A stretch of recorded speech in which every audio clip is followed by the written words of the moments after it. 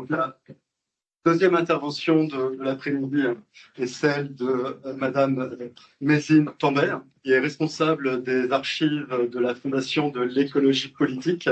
Vous pouvez aller sur leur site, vous avez des petites vidéos qui représentent en gros ce que sont les archives de l'environnement, les 4C, etc., comment on est archiviste, et c'est assez bien fait. Je maîtrise parfaitement les 4C. On est seules compétences archivistes. Donc, c'est des amis, tout ça.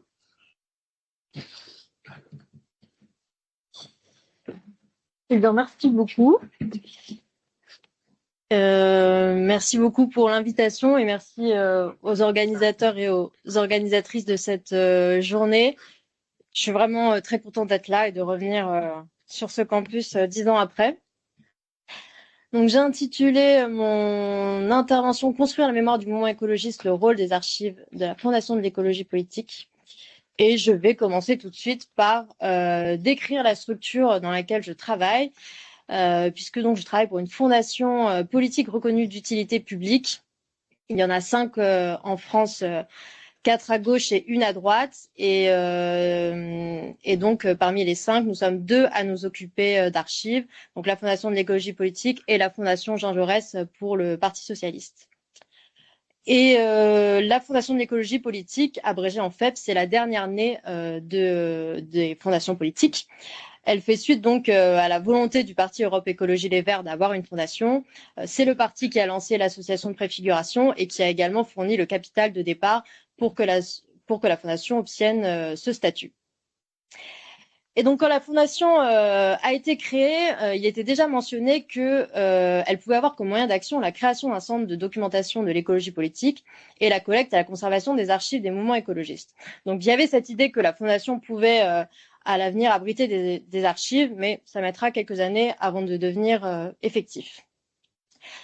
Ce qui me paraît important de souligner, c'est que quand la fondation a démarré ses activités en 2013, à ce moment-là, il y avait très peu de recherches académiques qui avaient été menées sur le mouvement écologiste, alors que le mouvement, il avait déjà une quarantaine d'années.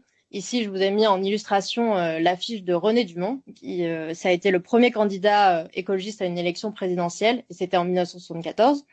Et c'est vrai que si on compare à l'histoire du courant socialiste et du courant communiste, il y avait vraiment très peu de recherches qui avaient été menées sur le mouvement écologiste. Et donc, la Fondation a identifié que l'un des obstacles majeurs, c'était le manque de sources et qu'il y avait un manque tout simplement à combler. Alors, dans les premières années, les initiatives mémorielles, elles ont plutôt consisté à mettre en valeur le patrimoine intellectuel du mouvement écologiste et notamment à mettre en lumière, par exemple, une figure comme André Gorz, qui a été un des penseurs majeurs de l'écologie politique en France, mais peu connu parce que c'était un journaliste, pas un universitaire qui n'avait pas eu d'héritier.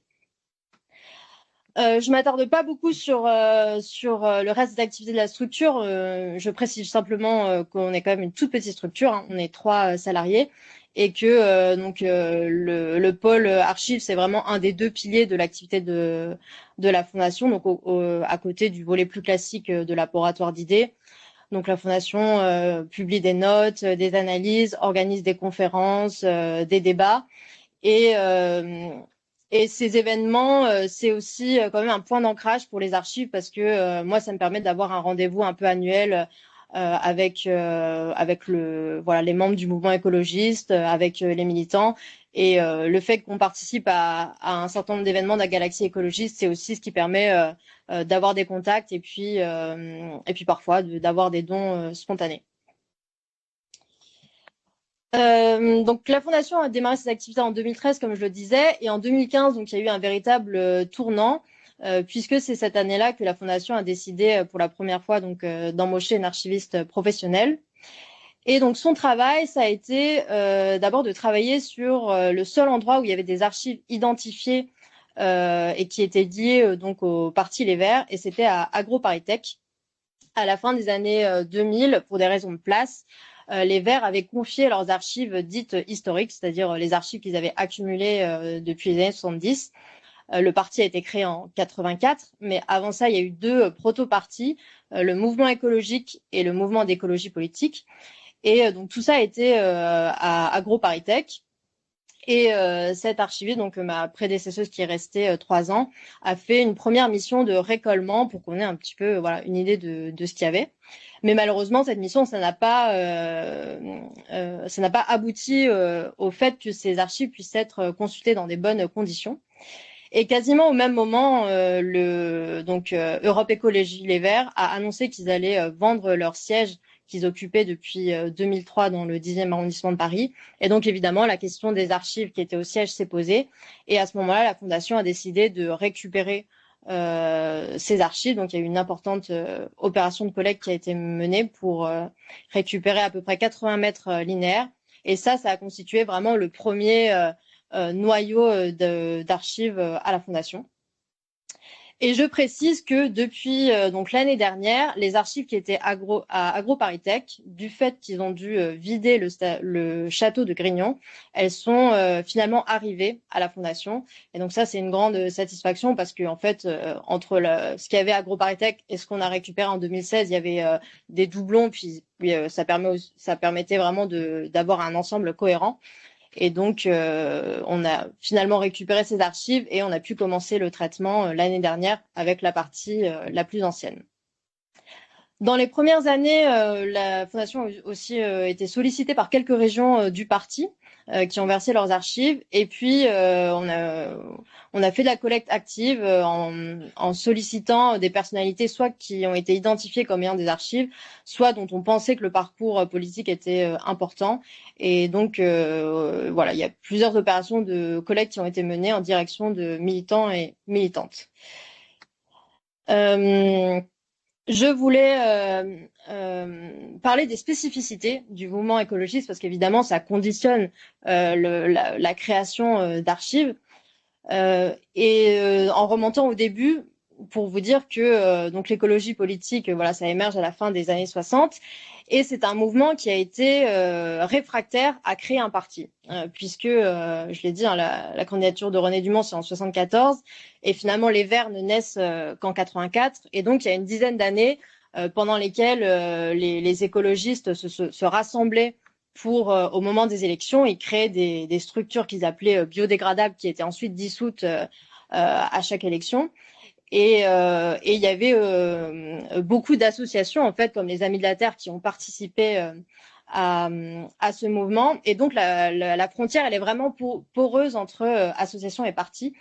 Et donc mon objectif c'est un peu de faire en sorte que qu'on retrouve aussi cette participation des associations dans nos archives. Au début de l'écologie politique, c'est vraiment il y a vraiment une nébuleuse, comme l'a appelé l'historien Alexis Brignon, avec des groupes qui sont dispersés et qui n'ont ni les mêmes idées, ni les mêmes influences idéologiques. Il y a une partie qui était beaucoup plus influencée par mai 68, par des courants libertaires, et d'autres courants plus naturalistes, comme en Alsace. Ce qui fait qu'ils avaient aussi du mal à s'entendre et à créer un parti. Et donc, on essaye de veiller à ce que nos archives soient représentatives de toute cette diversité. Donc ça, c'est la première idée. Je vous ai mis par exemple voilà une affiche d'une manifestation pour le Larzac où on voit tout un tas de signataires divers et aussi des archives liées au mouvement nucléaire qui étaient très liées au mouvement écologiste à ses débuts. La deuxième idée que je voulais mentionner, c'est que même quand le parti a été créé, c'est un parti qui se voulait décentralisé et donc l'échelon national, évidemment, c'est pas suffisant. Il y a beaucoup l'échelon le plus important, c'est l'échelon régional et donc il faut aller chercher des archives en région pour aussi coller à cette réalité.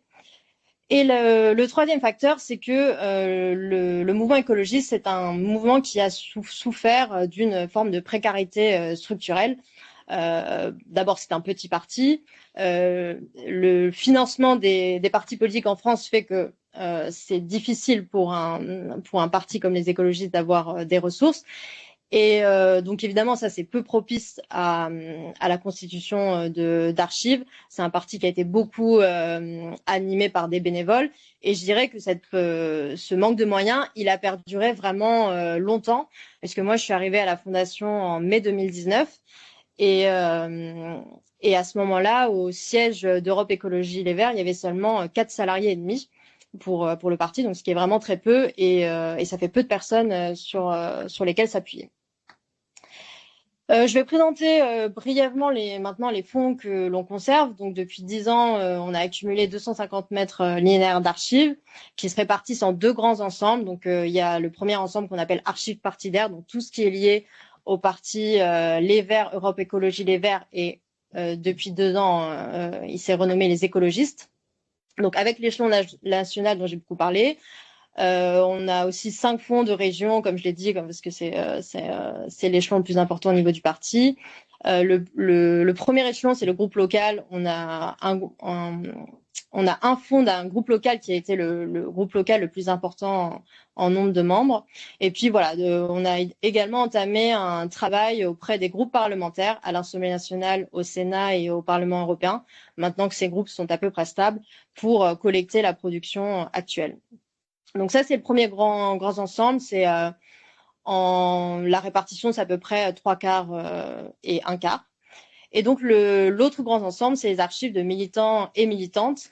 On a une quinzaine de fonds de militants à peu près, et il y a des parcours très variés. Alors ça peut être des personnes qui ont exercé des responsabilités politiques.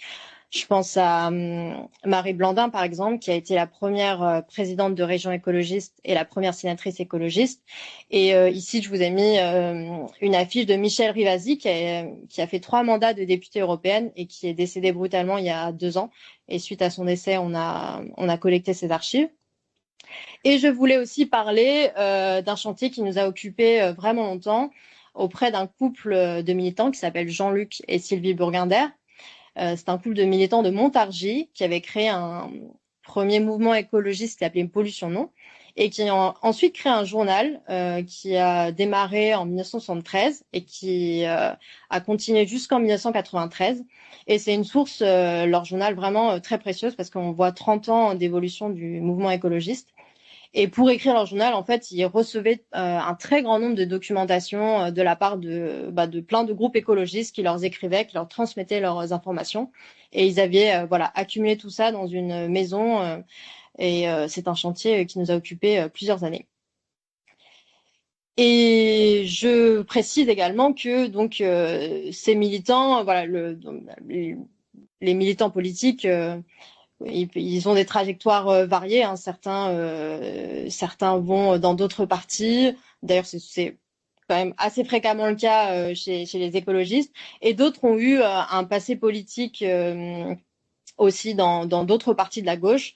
Donc dans certains des fonds qu'on conserve, il y a des documents concernant le PSU, Parti socialiste unifié, que je connais bien par ailleurs puisque je dédie une partie de mon temps à ces archives. Et on a aussi des archives des militants qui ont été à Génération Écologie, donc ça nous permet quand même d'embrasser un peu plus largement la galaxie écologiste. Alors cette slide, parce que on est toujours content évidemment de montrer un petit peu les archives que l'on conserve. Donc évidemment dans mes archives il y a beaucoup de matériel électoral, hein, des affiches, des tracts. Et ces derniers temps, on a essayé aussi de mettre en valeur des photographies. On a 3 fonds photos, dont l'un, c'est le fonds photo qui était lié au journal dont j'ai parlé juste avant.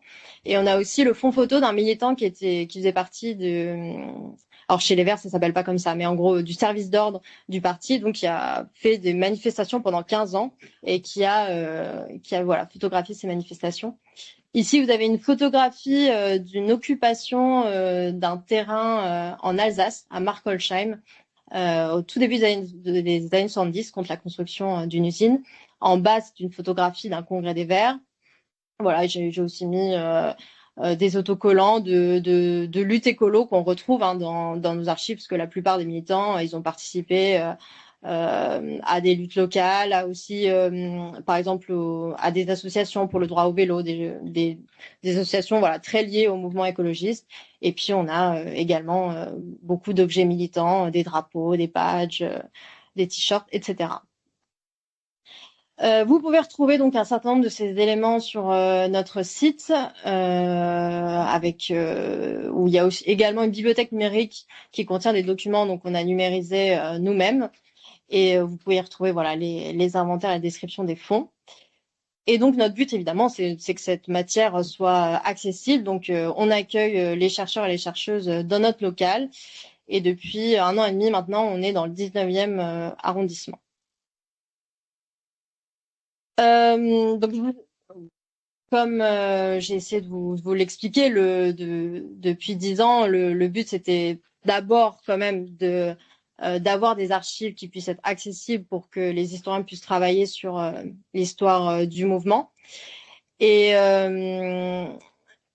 notre but c'est aussi de valoriser cette histoire auprès du mouvement lui-même. Je dirais que chez les écologistes, il y a quand même une tendance à regarder devant, évidemment, à s'inquiéter pour l'avenir. Donc, alors on peut dire ça de beaucoup de milieux, mais je pense qu'il y a quand même peu de conscience, enfin, en tout cas que la conscience que le mouvement écologiste a une histoire déjà importante, elle est assez peu développée. Et bon, par exemple, les dirigeants écologistes, ils citent assez peu leurs fondateurs, et je pense que c'est un petit peu différent chez les socialistes où des références comme Jaurès ou Blum sont beaucoup plus utilisées. Et donc nous, notre premier enjeu, c'était d'abord d'être identifié comme un service d'archives auprès du mouvement, parce que les militants voyaient d'abord le côté fondation politique.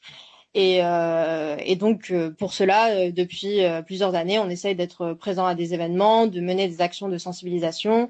Je suis par exemple allée intervenir l'année dernière auprès des jeunes écologistes pour leur donner une petite formation sur les fondamentaux de l'écologie. L'année dernière, aux Journées d'été, on a fait une table ronde sur l'histoire des luttes écologistes. Et puis, quand il y a une occasion, on réalise aussi des entretiens et des notes pour donner quelques repères. Ici, par exemple, c'était un entretien avec Henri Yen. Ça a été le premier candidat écologiste à une élection en France, et c'était en 1973 en Alsace. Dans les exemples de valorisation que je voulais aussi mettre en avant, il y a cette exposition en particulier. Donc on en a conçu 2, mais là je parle surtout de la dernière qu'on a réalisée en 2024, qui était donc une double année anniversaire, puisque c'était les 50 ans de la candidature de René Dumont et les 40 ans de la création du parti. Et donc on l'a conçu avec l'historien Alexis Vrignon à partir de nos archives. Et cette exposition, elle a été montrée donc à la fois dans un cadre universitaire et puis au congrès du parti et aux journées d'été. Et on a aussi proposé à des régions du parti de pouvoir l'acheter pour décorer leur local. Et il y a 5 ou 6 régions qui l'ont acheté. Et d'ailleurs, depuis, cette année-là, le parti a quand même essayé de célébrer cet anniversaire. Donc, ils avaient préparé pendant plusieurs mois un événement auquel on devait participer. Et malheureusement, avec du fait de la dissolution et de la réserve électorale, cet événement n'a pas pu avoir lieu. Je voulais aussi parler d'un usage militant de nos archives. Et en parlant de ce hors-série de Socialterre de la lutte à la victoire sur l'histoire des luttes écologistes, il y avait eu un numéro d'une autre revue écologique qui s'appelle Silence, sur les victoires écologistes. Et pour ce numéro, il y a 2 chercheuses qui ont fait un répertoire des victoires écologistes et qui sont venues à la Fondation dépouiller un journal en entier, donc le journal dont j'ai parlé tout à l'heure, qui s'appelait Écologie Hebdo, et ça leur a permis de repérer des victoires locales qui étaient un peu passées sous les radars. Et grâce à ce travail, ça a été repris donc dans le dernier Socialterre. voilà, qui a établi une chronologie des victoires et donc on a pu leur proposer des illustrations pour ce numéro. Je crois que je serai pas beaucoup plus longue. Donc voilà, depuis 10 ans, on a pas mal avancé le travail, mais il y a encore énormément de travail à faire pour classer tout ce qui a été collecté. Ça c'est quand même le gros du travail. Et parce que voilà, comme on a commencé tardivement, je dirais qu'il y a quand même beaucoup à rattraper. Et aujourd'hui, on est conscience aussi que bon, ça a été dit, hein, mais c'est valable pour nous, qu'il y a une certaine urgence à accélérer le travail parce que de même que pour les associations environnementales, les pionniers de l'écologie politique, ils sont doucement en train de s'en aller. Et donc nous, on essaye là comment dire, de s'appuyer sur le parti pour essayer d'identifier des militants et militantes importants au niveau local et c'est notre projet d'enregistrer leurs témoignages, soit aussi d'aller chercher leurs archives. Ça, c'est notre perspective pour les temps à venir.